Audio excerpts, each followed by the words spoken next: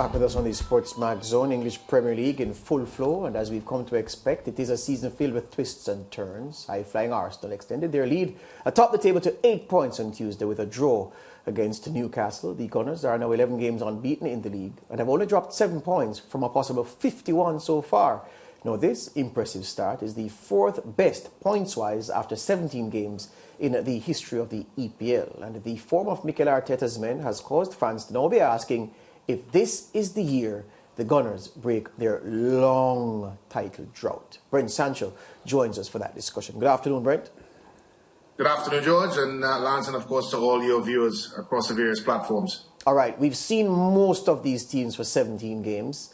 I think Manchester United have played 16, and there's a few teams who've played 16, but most have played 17. So it's a fair time to do an assessment of the credentials and the potential of the teams involved in the title race. Have you seen enough of Arsenal to suggest, relative to the competition around them, that they can win it this year?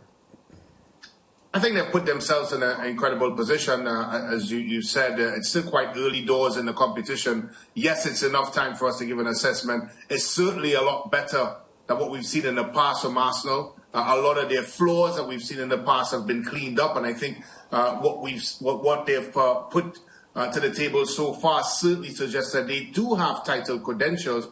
But I know, just like yourself and Lance there in studio, it's very hard to put your marbles in any sack for Arsenal, because history will tell us they're known to combust at some time. Well, let me just suggest the recent Arsenal. Maybe this is a turn of the tide, but the football that they've played so far has been sensational. I do think that now that Gabriel Jesus is injured and coming into a run of games that start with Spurs and end with Manchester City, a run of 5 games, I think this really is a very, very good litmus test to this Arsenal team that I think has been tremendous so far.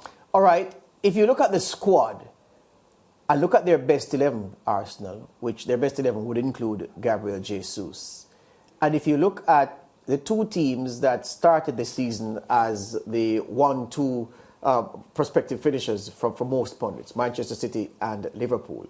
So if you take the Arsenal best 11 and say from that best Arsenal 11, how many players from that best Arsenal 11 the other two teams would have taken?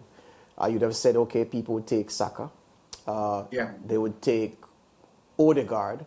But I'm not even sure about Odegaard, because let's start at the start of the season. At the start of the season, people would have probably taken Bukayo Saka as a young player with tremendous potential.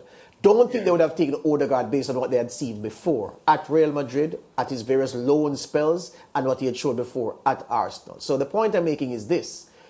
Mikel Arteta is putting together a formidable team of players who the other top teams, especially the Man Cities and Liverpools of this world, wouldn't be beating down your door looking to take off your hands. For that, he ought to be given tremendous credit. Wouldn't you agree? Yeah, he's done a fabulous job. And again, when you look at the type of football they play on the front foot, a lot of it goes through Odegaard. Of course, Saka played in a lot higher position. Saka has been a kind of a coaching nightmare for a lot of the managers before Mikel Arteta. He's found a spot for him. They've looked a lot more solid defensive. Saliba has been the find of the season defensively for Arsenal. And when you look around the team, there's been so drastic improvement in and around everywhere in every aspect.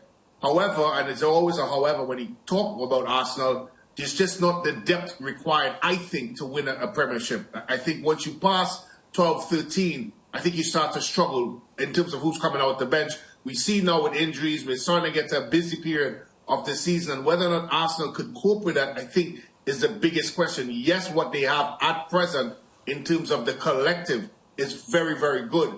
But I think when they start having injuries, they start having suspensions, etc., I think that's where they're going to struggle, and maybe that's where things come a bit unraveled. And again, George, I don't think they've really been in a position where they have to question themselves, meaning a goal down, 2 goals down, have to come back.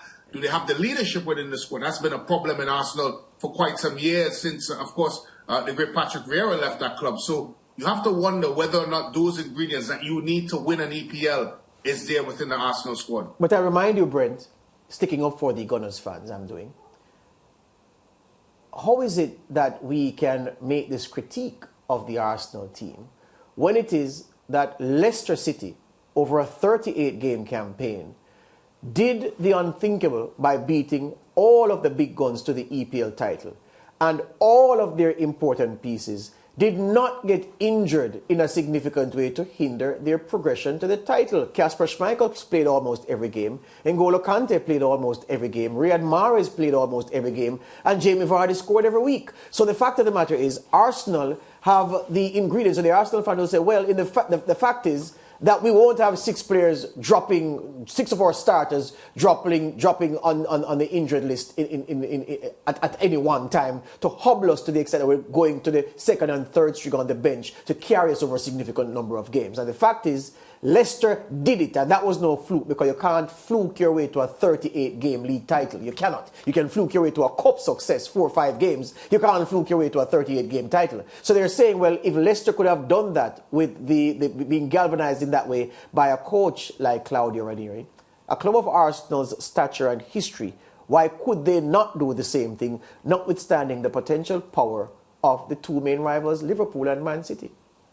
Yeah, but I'm looking at the law of averages here, and I'm going with, of course, situations that would have presented the whole. I think, yes, the Leicester is an example, but one example. I think when you look at football, particularly what you saw in the World Cup, coming into the EPL, you would think that something will happen. Of course, now Gabriel Jesus is gone. They've struggled a bit in front of goal. Of course, the Newcastle game, they weren't able to score. They look a little bit short in front of goal. And you would think going into these games, as I said, don't get me wrong, I think they've done tremendously well so far, but I still feel that there are bigger tests ahead of them before I can suggest hands down that Arsenal will win the title. And the test starts this week. It starts with Spurs, and then it moves all the way through to Manchester City. If they come out of that run of 15 games with 12 to 10 points, they would have done tremendously well. Outside of that, I think they have a very, very difficult job at hand as it relates to, of course, going on to win the title. As I said, we're not even halfway through the season yet, but you have to give credit to Arteta. You have to give credit to Arsenal.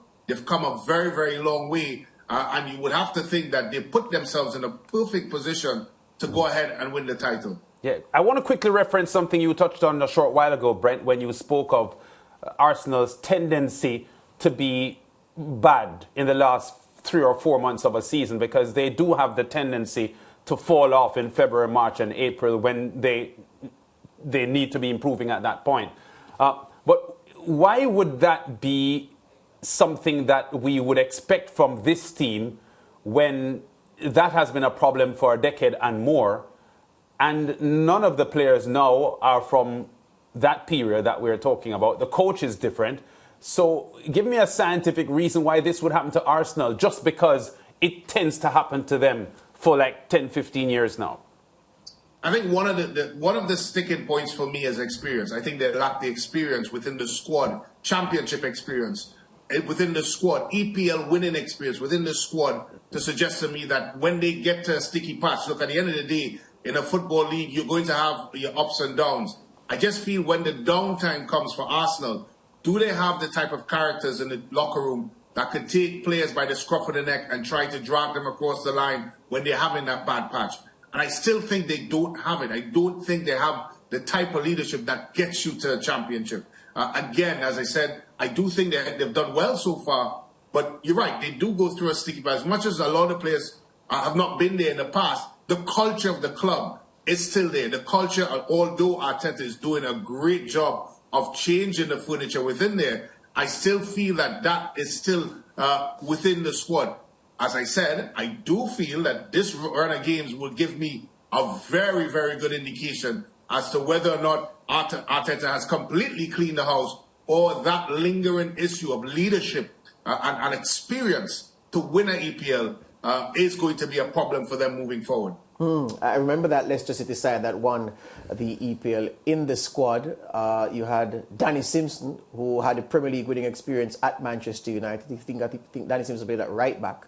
And Richard Delette, another wide player, wide attacker, also had Premier League winning experience. I don't know what, if any, role those guys played when the going got tough about instilling belief within the camp. But let's talk about the race for the top four, because it looks to be, it's intriguingly poised right now, with Newcastle and Manchester United holding down places. They are third and fourth respectively in the table. The Magpies have the meanest defence in the league and are favourites with several pundits to claim a top four place at the end of the season.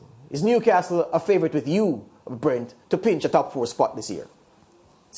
I have them similar to Arsenal. Of course, they've never been in this territory before in recent time, but they've played really well defensively, and you have to give them credit. I know there's a lot of complaint about the way they approach the Arsenal game, but I think that's just sometimes the way Eddie Howe set his team up. He's realised that he's built a very, very strong defensive unit in terms of Bootman, Shah, Trippier, etc. And they can, of course, play on the counter moving forward. And because of that, the Newcastle team that we know in the past that gave up soft goals is not there anymore. So yeah, you have to suggest with the way they're playing defensively that they're good value for money. But I don't think it's so much about Newcastle. I think it's about the teams in and around them. You'd have to think that Chelsea's going to spend in the window coming up. Manchester United is seemingly turning the corner. Of course, there's City. Of course, there's Spurs as well, who had a big win today against Palace. And you have to feel that those clubs would be in the reckoning. I still feel Liverpool would have some sort of a resurgence moving forward in some sort of way. And that, of course, will impact whether or not Newcastle can hold on to that fourth place position. Again, just like Arsenal, how are they going to deal with things coming up in this January, February, where we know football is fast and furious, games coming thick and fast? How are they going to cope with those sorts of situations? Question for you. Does a team like Newcastle, or let's speak about Newcastle specifically, do you think they're helped by the fact that, given that they're not a big Premier League team, because they aren't, yeah? Given that they're not a big team, they're not any of the Manchester clubs, they're not Liverpool, they're not Chelsea, yeah? That they benefit from teams every time when the fixture computer comes up and the teams see that, okay, Newcastle is the next fixture. Nobody prepares to play Newcastle adopting a low block. Nobody prepares to play Newcastle massing behind the ball. They take them on toe to toe. There'll come a point in the season, Brent, if their progression continues, where teams will play them like that, to say, you know what, let us play not to lose rather than go after them because they are Newcastle. And I think that is where the quality of Eddie Howe will tell. And I also think that that's where any deficiencies in the Newcastle team will be exposed, because the Manchester clubs, the Liverpool, the Chelseas of this world, they play teams like that every week, where the onus is on them to go and break them down. Newcastle don't encounter those obstacles, but there probably will come a time in the season when they will. Yeah, and I want to agree with that point, and I want to even add it to the current top two now on the table, Arsenal as well. Because when we get to that February period, when teams are scrapping to stay in the division, teams, of course, are challenging for UEFA spots, the European Cup spots, etc. That's when things get very sticky. When teams start to play in a particular way where points are at a rarity, that's when things get very, very tough. That's where Man City, of course, earn their pudding. That's where they do their best, where they can break teams down. That's where Guardiola becomes very clever in the way he approaches things tactically. Can Arteta or, of course, Eddie Howe do similar? And you're right. I think Newcastle more so will find things a bit trickier when they have to face those sorts of situations. Now they're very comfortable playing in a mid-block and, of course, playing on the counter with the pace of Almiron, Joe Linton, etc., doing exceptionally well. But when that comes to that part of the season, when teams need points, can they break teams down? And I think they will struggle in that department. And that's why I mentioned the teams of the bigger teams that are not so consistent right now. I think that's when they come to life. And that's when they start picking up their points, and that's when they start closing the gap. Is Graham Potter, in the final minute and a half we have in this segment, you're going to stay with us after the break, is Graham Potter experiencing a respect issue at Chelsea? Not respect from the fact that, from the perspective that he's the manager, but a respect from the fact that, I mean, really, who are you to tell me what to do? So players will play out of position for him, but they do so because they're professionals, but they don't believe in the assignment given to them, even if they take on the assignment. And then that lack of belief in the work the coach is asking them to do is partly responsible rather for the miserable campaign, relatively speaking, that Chelsea have had so far.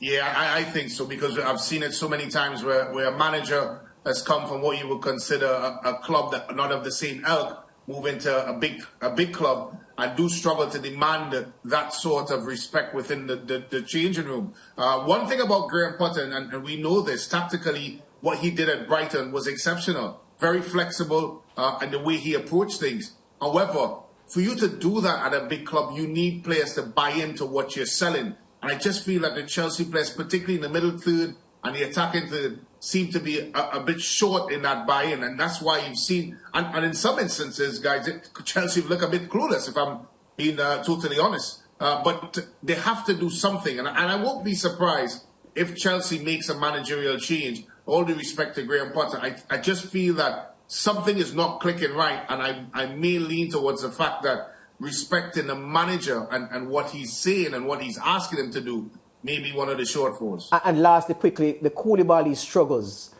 Is it simply a tougher league, higher octane football that the Senegalese is struggling with? I just think in terms of the way that Chelsea set up, there's a lot of 1v1 situations. He looks very uncomfortable, especially when he's pulled out of the middle of the park and have to deal with pacey players. I think that has been a struggle for him. Look, many players, and you know this, come into the Premiership and it does take a while to settle in. But I think the change of managers, the positioning where he's been finding himself on the field has not helped him in settling. Is he a great defender? Yes, I think he is. But he needs some time to settle, and I think he needs a bit of stability as well. Stay where you are, Brent. We're going to take a break and come right back, continue to talk about football.